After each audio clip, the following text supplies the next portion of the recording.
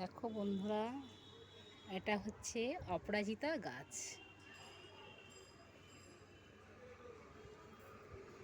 আমরা সাধারণত এটাকে নীলকণ্ঠই বলে থাকি,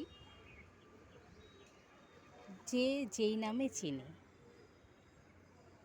আমাদের বইয়ের ভাষা অপরাজিতা, আর আমাদের চলতি ভাষা নীলকণ্ঠ।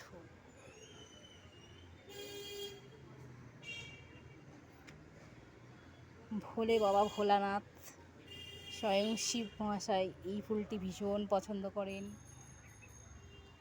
তোমরা বাড়িতে লাগাতে পারো।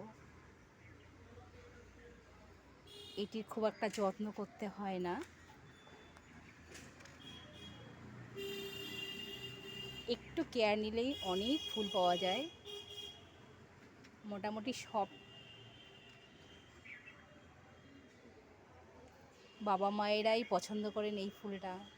ভোলে বাবা যেমন পছন্দ করেন, মা লক্ষ্মীও পছন্দ করেন। মা লক্ষ্মীর ঘটে প্রতি বৃহস্পতিবার যদি 3টে করে দিতে পারো, অনেক মনের বাসনা পূর্ণ হয়। দেখো বন্ধু, এটা হচ্ছে নীলকণ্ঠ।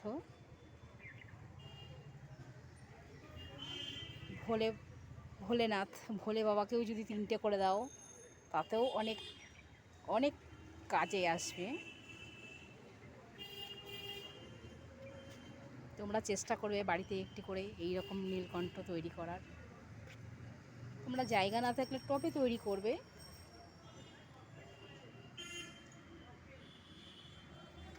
এইটি এমন একটি গাছ, যদি তোমরা টবে বসাও, টবে বসিয়ে বারান্দাতে একটুখানি এই রকম টাইপের কিছু চটাফটা বসিয়ে যদি করে দাও, তাতেও সুন্দর ফুল হবে।